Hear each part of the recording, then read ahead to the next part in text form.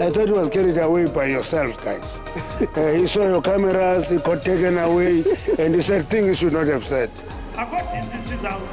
Usihlalo kaZolongwe insi umnumzana Gwede Mantashe uthi bajikelelo walombutho umnumzana Fikile Mbalula makani kwithuba akhule esikhundleni emva kwentetho zikaMbalula athe bezingafanelekanga. The system still remains unreliable. We are working on these units. So I can't stand here and say to the country that now there will not be load shedding going into the future. Umphathi sojongene nombane kweli ugqirha Hosea Njora Makgopa uthi ukuncipha kocimicimi wombane ngexesha leziyunguma kudalwe kukunyuka kwamandla ombane kuvimba kodwa le meko ayizukuhlala injalo. Ezinye izimvo zithi abafana bajingiselwa inqatha isafa kusaziwa bazokuphumelela emva kwesithembiso sezigidi ngezigidi zerandi ukuba baphumelela iAFCON.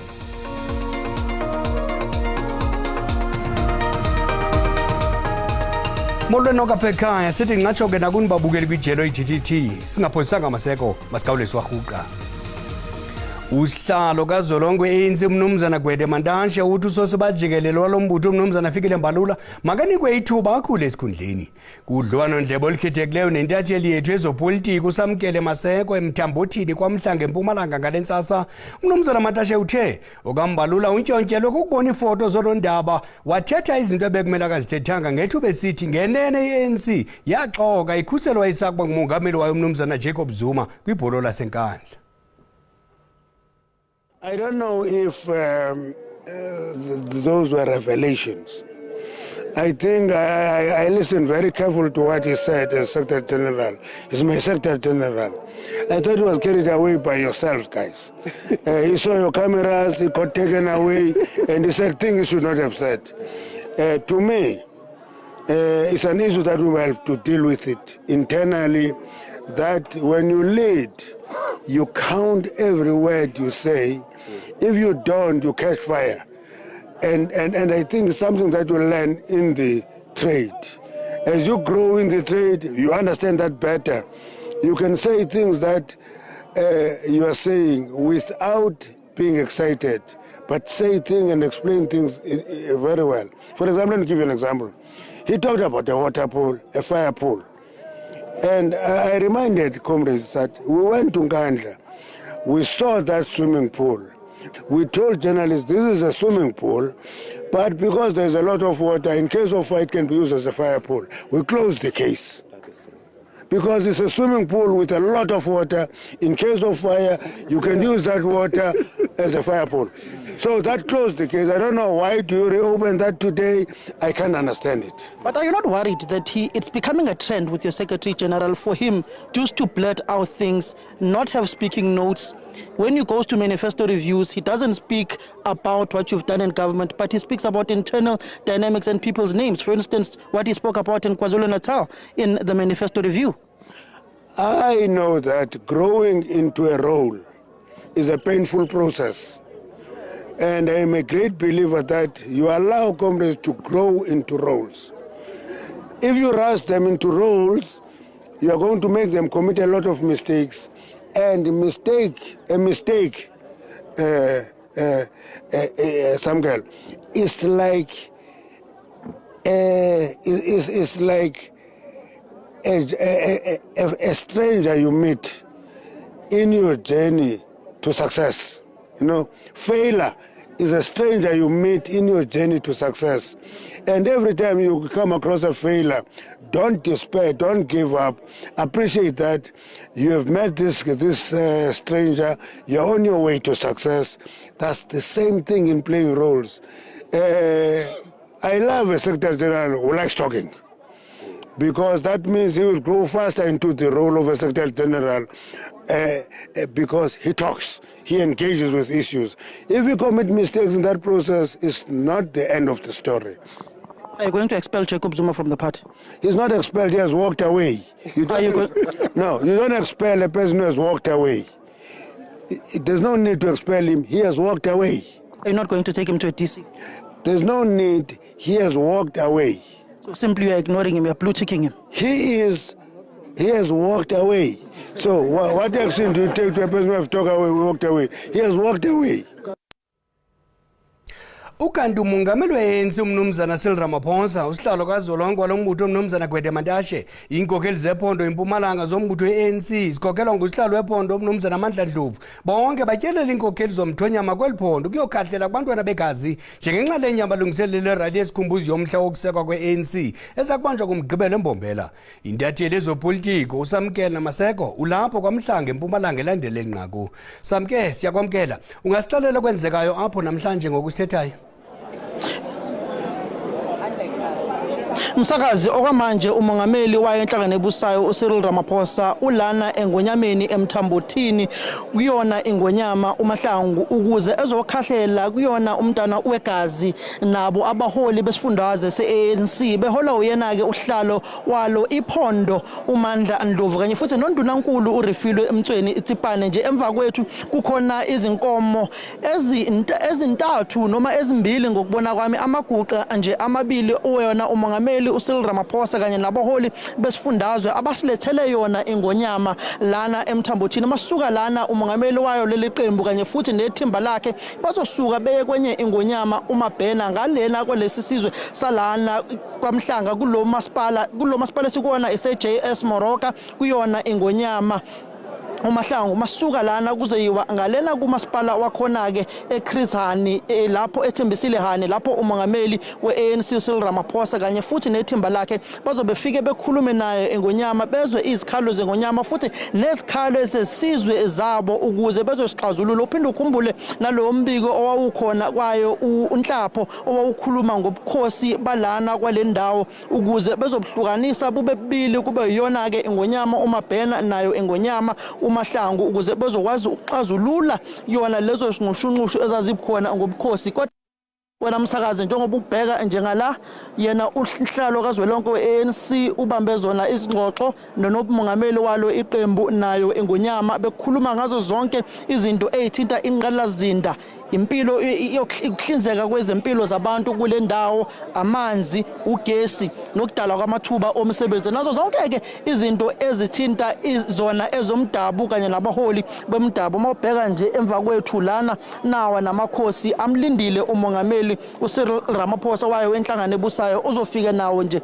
awabingelele athi ukubhunga nawo isikhashana amabili amathathu. Ngizocela nje uzwa kwethu ekutshengise lezi izinkomo ezilana emva kwethu nawa nje amaguqa alindele amahlanu akhona lana alethwele yona ingonyama alethwa uyibona ubuholi bayo inhlangano ebusayo. Akwana futhi amaguqa amahlanu, ziningi izinkomo ezilana, nazi ezinye ziyadlula ngalana zilethwe uyibona ubuholi besifundazwe naye umongameli wesiwayo inhlangano ebusayo iAfrican National Congress. Siyazi ke esikhathini esiningi abaholi bayo inhlangano ebusayo kanye nabaholi bezepolitiki mabehamba beyobona bona ubuholi bezomdabu zona izingane zegazi bagcine beletha zona ke izipho zazo zona ke inkomo amaguqa lawa abawalethele yona ingonyama. Chochubeko ke Samkele, intatheli yethu yezopolitiko uSamkele Maseko eMpumalanga. Sihlabele mgama. Umphathi ojongene nombane kweli uGqirha Kgosiya Ramokgopa uthi ukuncipha kwecimicimi wombane ngexesha leziyunguma kudala ukunyuka kwamandla ombane kuvimba. Kodwa uthi oku akuthethi ukuba le meko iza kuhlala ilolu hlobo. Nanjengoko sithi amaziko ombane awathembakanga awasebenzi ngendlela rhoqo. Enika ingxelo kumajelo eendaba malunga namandla ombane, umphathiswa ojongene nombane kweli uGqirha Kgosiya Ramokgopa uthi uliqhwabela izandla igqiza lenkampani ephehla umbane kweli Eskom nelisebenze nzima ukuthintela ukubakho kwecimicimi wombane ngexesha esiphuma kulo leeholide zeziyunguma. OkaRamokgopa uthi nanjengoko amaziko ombane engathembakalanga kunzima ukuthi kube mibeli alizokunyuka izinga locimicimi nanjengoko oko kuxhomekeke ekusebenzeni kakuhle kwala maziko, kwaye uthi bazama ukukhawulelana nale meko ngokuqinisekisa ukuba la maziko alungiswa rhoqo. We will have these periods of days of no load shedding and there will be days of load shedding. I think that's an important point. So if someone were to ask me what is the outlook, we did make the point that the system still remains unreliable. We are working on these units. So I can't stand here and say to the country that now there will not be load shedding going into the future. Lo mphathiswa uphawule ukuba banethemba lokuba akuzukubakho libaziseko xa kubuyiselwa Unit 2 nanjengoko kwakukho libaziseko ekubuyiselweni kwe-Unit 1 kwiziko lombane ikusile. Ukwathe kuyavuyisa ukuva ukuba Unit 1 weziko lamandla enyukliya iKuberg ngoku usebenza ngokupheleleyo emva kokuphumelela uvavanyo kwaye uvelisa amandla ombane afunekayo. We are confident from the work that the generation team has done that we will not have a repeat when we want to return Unit 2. So Unit 2 is out. Remember, just a bit of context, Quebec Unit 1 and 2 were extending the license of the only nuclear power station in the country. We had to do significant amount of work to meet the regulatory requirements compliance so that we can get the license extension. So we're taking out these units.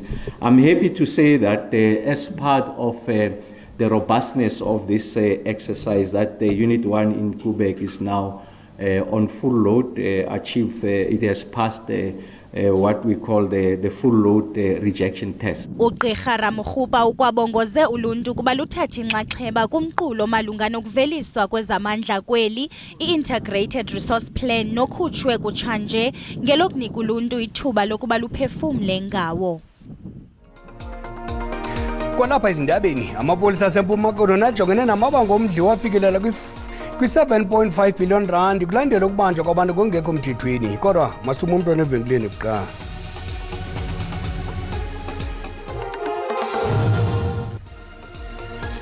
Sinamkela kwakhona kwiindaba zelijele yakwazi ukubukela kwakhona ezindaba kwijelo le-YouTube uthi SABC Iindaba zesiXhosa. Ukanti sicela xa ubukele ucofe ulike ze uba ukamcofa usubscribe sibongoza wenze njalo. Kwinqaku lokuqala sithe usihlalo kazolongwe ANC umnumzana Gwede Mantashe uthi usose bajikelelo walombutho umnumzana Fikile Mbalula makanikwe ithuba akhule esikhundleni. Ngalenzansi umnumzana Mantashe uthe okambalula untyontyelo kokubona ifoto zonondaba wathetha izinto ebekumele akazithethanga ngethuba esithi ngenene ANC yaxoka ikhuselwa isakuba ngumongameli wayo umnumzana Jacob Zuma kwibholo lasenkandla. Ibambe inkomfa nonondaba iCongress of the People nalapho ithe umongameli Cyril Ramaphosa ngokufanayo nomongameli wayixhuzula imikhala phambi kwakhe uphanzile ukugcina isifungo seofisi yakhe ngendlela lawula ngayo. Elicala lithi kulonke likhwebe lenkomfa ukuze neziphakamiso zenguqu kwiofisi kamongameli ukwehlela kwizikhundla zenkulu baphathiswa nezosodolophu. ICOPE imemelela inguqu kwinkqubo yonyulo abavoti bazonyulele ngokwabo mongameli welizwe abamfuna kulawulo kungalandelwanga inkqubo yokumnikwa liqela lezopolitiko. COPE calls for the direct election of state president by voters to ensure an accountable and responsible government. The cherished ideal that the people shall govern must be eternal constant in our politics. Today, we want to amplify once again our call for a constitutional amendment for voters to directly elect the state president. Unobhala weliqela ukwathi benza isimemelelo esifanayo kwizikhundla zenkulu baphathiswa nezosodolophu. This change should also apply to premiers and mayors. We adopted this position in 2008 and consistently repeated it in all our election manifestos. ICOPE ithi iza neziphakamiso kuba bafede ngokungenambaliso kumsebenzi wabo umongameli osemikhaleni yolawulo nongaphambi kwakhe. If the constitutional values of accountability, responsiveness and openness in Chapter 1 had been respected and strictly adhered to, the president should have long resigned or been removed from office. Two of the past presidents have just been for themselves. Umnumzana Muhlapamashwi ulebele ngelithi kungaqina imini de ibe elandelayo xa benokubala izinto ezingahambi kakuhle kulawulo lukamongameli Ramaphosa. Uthi ukuqala kurhwaphilizo kuyoqhina kumba ungathathwa koxanduva kunjalo uthi ikamva lelizwe lisezandleni zabavoti. Obebhala kwiindaba ze-SABC Ndinkundimphiwe Gift Nongqotho. Amapolisa aseMpuma najongene namabango omdli wafikelela kwi-7.5 billion randi. Imidli ephumeleleyo kunyaka mali 2022-2023 i-47 million randi. Ukulandela ukubanjwa kwabantu kongekho mthethweni, uqoqo olungekho mthethweni, ukuthathwa kwempahla, ukuxhaphaza nokudubula. Kwinyanga ezine zokuqala kulo nyaka mali sele kuhlawulwe i-15 million randi kumabango. Owayesakuba ngumtshutshisi wombuso uVicky Rousseau umangalela amapolisa efuna izigidi ezilishumi zerandi ngokubanjwa ngokungafanelekanga. NgoNovemba ka-2022 lo kaRousseau wabanjwa ngezityholo zokungaxeli ukuxhaphazwa komntwana ngesondo. Nangona izityholo ngakuye ziye zarhoxiswa ngo-2023 kodwa ushiyeke exhelekile. The experience devastated me. I could not sleep. I had panic attacks. I could not go out of my house. How do I face the public? Jeffreys Bay is a small community. How must I now face the public that I worked with and I served proudly for 18 years in Humansdorp and explain to them why I was arrested, especially because the case was not withdrawn at that point. So for 6 months this was hanging over my head. Iti kudingeka izisombululo ezinesihlahla zokujongana nendlela amapolisa aziphatha ngayo. To bring down the high amount of civil claims against SAPs in the Eastern Cape, body cameras and cameras on vehicles should be introduced as part of a digital strategy to fight crime. This will not only act as a deterrent for bad behavior, but improve discipline. Inkonzo yesipolisa ithi iwunika ingqwalasela umba wamabango kunye nendlela yokuphucula umsebenzi wamapolisa. Various interventions have been implemented on provincial and national level to manage civil claims. These include training interventions, the enhancement of monitoring and inspection capabilities, improvement of effective command and control measures, and the strengthening of consequence management, including subjecting members to disciplinary action and the recovery of costs. Isebe lijongene namapolisa lithi liceba ukufaka ubuxhakaxhaka bale mihla nobuquka iikhamera ezinxitywayo neziza kunikwa amapolisa asebenza ngaphandle kunye nabacuphi. Ndingulubaba lothatha kwiindaba ze-SABC eMonti. Ukanti ke ngeli xesha siqwalasele eziphambili kumaqonga onxibelelwano sinaye njengesiqhelo apha estudio Sandile Hlangani oyintatheli ezobuchwepheshe eliziko le-SABC mqathi masikwamkele kunyaka omtsha khawutsho mfundini zeziphezi ihamba phambili kumaqonga onxibelelwano. Masibulise kubabukeli bakho sithi happy new year kuwe nakubo. Inqaku elihamba phambili leli lika-TB Joshua. Uba abantu abaninzi okanye abahlele ekhaya abakamboni social media uba sesona sixhobo apho abantu bangathi bayothetha izinto babe nengxoxo mpikiswano sazo baphinde bayibone kodwa ithuba lifikile ukuthi bayibone. Ndithethiswa ile nto kokubana Bhele elinqaku liqale la trenda ku social media kuzo zonke iplatform ongazicinga engqondweni yakho. Into ebangela mabathethe ngayo abantu kukuba kuvele kwenziwa idocumentary apho abantu ke ngoku bathethayo bona abo bebekhonza kule cawe. Kodwa okakhulu elinqaku liqalela trenda ku social media apho abantu bebethetha khona izinto. Inqaku lesibini elibangela bamba litrende ke ngoNSFAS litrendile ngoba kuye kwavela into ethi abantwana abafuna uapplyela uNSFAS kufuneka baapply kwangethuba ngoba into eyenzekayo if uapply kwangethuba isystem yabo iyacrasha ungakwazi ungena kule system uapply evuka mva exactly. So umongameli ke umenshine into ethi abantu mabaqhubeke ke bavotele lo mbutho ngoba zezinye zezinto iANC ezenazo le kaNSFAS kwakunye nendodla. Abantu abaninzi ke bayithathe ngenye indlela ke bayixoxa ku social media ngakumbi ku Twitter besithi umongameli indlela agaya ngayo ivote. Elinye inqaku ke lesithathu nendilithandileyo leli leHubly. iHubly ke Bhele sizawuyazi uba ayohlukanga ecubeni into enobungozi kakhulu. Enye yeprograms ye-SABC ke iye yenza elinqaku ibonisa apho abantwana abancinci abachaya iHubly bathe bachaya iHubly yangena esifubeni iHubly yabenza stroke exactly. So iyakubonisa lonto leyo umntana omncinci ochaya iHubly apha ekhaya kokubana lento lena inobungozi ngaphezulu kwecuba. Masizama ukuyiyeka lento lena because uzawuzibona usesibhedlela. Onesi ke according to le program ye-SABC ANC batshilo ke bathi lo mfana ungene esibhedlele uye waba nethamsanqa ngoba abaninzi abaphili emveni koba bengene usesibhedlele ngenxa yale harbly. Inqaku lokugqibela ke lele ANC zininzi ke phela abantu into abazithethayo kwe-ANC kodwa iqaqambileyo ke yileyo kokuba i-ANC ibine birthday party. Okay, inkosi kakhulu umqadi ngenxa yexesha nangamso.